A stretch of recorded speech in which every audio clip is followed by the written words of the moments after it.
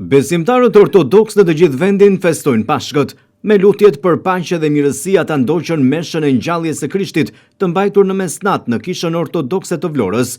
Mesha e shenjtë e Pashkës u kremtua në kishën e Shën Teodorit në drejtimin e Atë Konstantin Priftit. Besimtarët kanë ndezur qirinj për të çuar në shtëpi dritë nga drita e Jezu Krishtit, i cili tashmë u ngjall vërtet. Edhe si shkoi e shtuna Maria Magdalena dhe Maria Jakovi dhe Saloma blenera që të vinë e ta lyejnë Jesuj, edhe shumë herët në mëngjes të parën ditë e javës vinë në varë sapo lindi dielli, edhe thoshin në mes të tyre, cili do të na rrugullis gurin prej derës së varrit.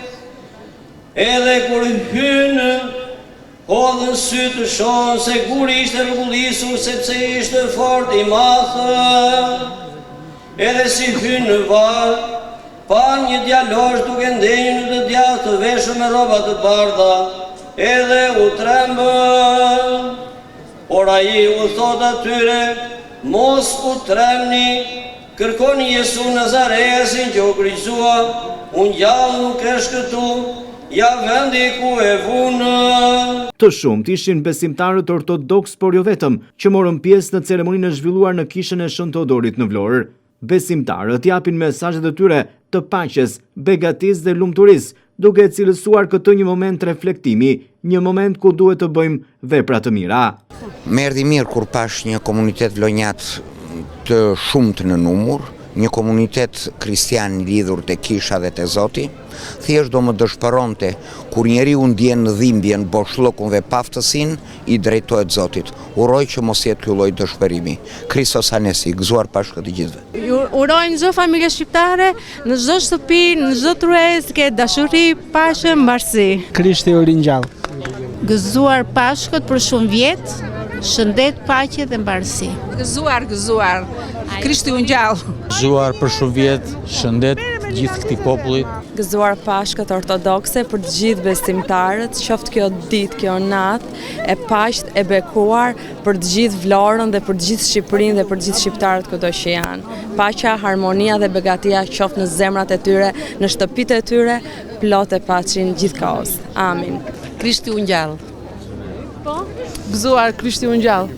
Pashkët edhe një vit i mbar. Pashkët një vit i mbar. Gëzuar Pashkët. Gëzuar për shumë vjet Pashkët. Gëzuar Pashkët për të gjithë shqiptarët, vlonjatët dhe anën mban gjithë Shqipërisë. Ju uroj gëzuar Pashkët të gjithë shqiptarëve. Gëzuar Pashkët. Krishti u ngjall. Ju urojmë Pashkët të gjithëve. Gëzuar Pashkët me shëndet të gjithëve. Atë Konstantin Prifti thot se njerëzit kanë më shumë nevojë në këto kohë të trazuara për paqe dhe dashuri. Sot është ditë e gëzueshme, ditë e bekuar. Krishti u ngjall, vërtet u ngjall, uroj gjithë besimtarëve, gëzuar për shumë vjet. Zoti t'i bekojë të kemë paqe, lumturi, gëzime në familjet e tyre. Gëzuar. Kemi nevojë për paqe, për dashuri, për harmoni me njëri tjetrin. Edhe kisha sot predikon që sa më shumë të mbyllim gojën, më pak fjalë, më pak zënje, më shumë dashuri me njëri tjetrin. Pashka ortodokse kremtohet të dielën e parë pas ekuinoksit të pranverës, apo të dielën e parë pas hënës së parë të plotë muajit.